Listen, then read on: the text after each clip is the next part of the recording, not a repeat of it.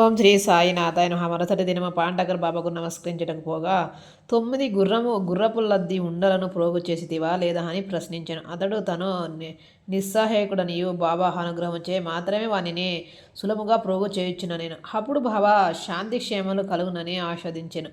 పండగర్ అపరిమితానంద భరితుడయ్యేను. పండరిపురము పీడర్ ఒక చిన్న కథలతో ఈ అధ్యాయమును ముగించెదను. ఈ కథ బాబా సర్వజ్ఞానుడని తెలుపును. ప్రజలు సరి అయిన మార్గము పెట్టుటకు వారి తప్పులను సవరించుటకు బాబా సర్వజనతత్వము ఉపయోగించుచుండెను. ఒకనాడు పండరిపురము నుండి ఒక పీడర్లా వచ్చాను. అతడు మసీదుకు పోయి సాయిబాబాను దర్శించాను. వారి పాదం స్పష్ట నమస్కరించాను. అతడు అడుగుకుండానే దక్షిణ ఇచ్చాను. జరుగుచున్న సంభాషణ వింటకు ఒక మూల కూర్చొని ఉండేను.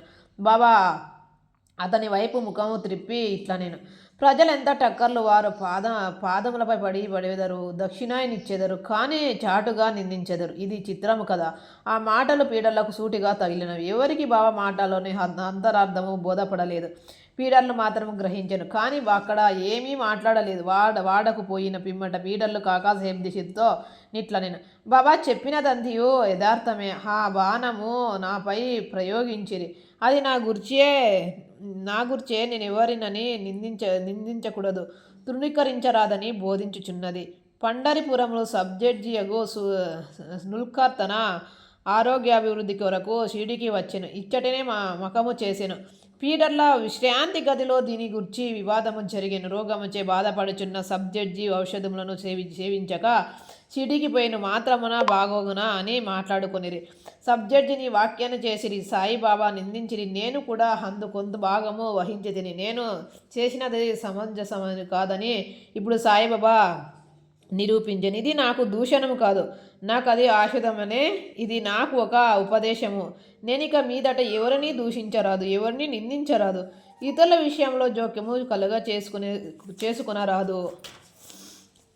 పండరిపురమునకు షిరిడీ 300 మైళ్ళ దూరం ఉన్నది. బాబా సర్వజ్ఞానుడొకటిచే పండరిపురం పీడర్ల విశ్రాంతి గదిలో నేమి జరుగునో తెలుసుకునేది. ఈ 3.5 స్థలము నదుల, అడవుల, పర్వతములు వారి సర్వజ్ఞానము అడ్డుపడలేదు. వారు సర్వమును చూడగలిగిరి. అందరి హృదయంలో గలదానిని చదివగలిగిరి. వారికి తెలియ రహస్యం ఏదియూ లేదు. దగ్గరనున్న దూరమున్నవి ప్రతి వస్తువు కూడా పగటి కాంతి వలె వారికి తేట తెల్లము. ఎవడైనా దూరముగా కానీ దగ్గరగా కానీ ఉండనిమ్ము.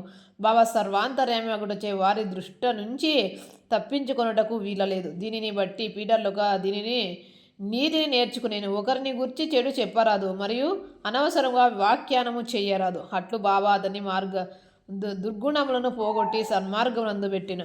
ఇది ఒక పీడర్లను గురించి చెప్పినదైనప్పటికీ అందరికీ వర్తించును. కాబట్టి ఈ కథ బోధించు నీతిని జ్ఞాపించుకొని మేలు పొందేదము గాక. సాయిబాబా మహిమ అగాధము. వారి లీలలు కూడా హట్టివే, వారి జీవితము హట్టిదే. వారు పరబ్రహ్మము యొక్క అవతారమే. ఇది 21వ అధ్యాయం సంపూర్ణం.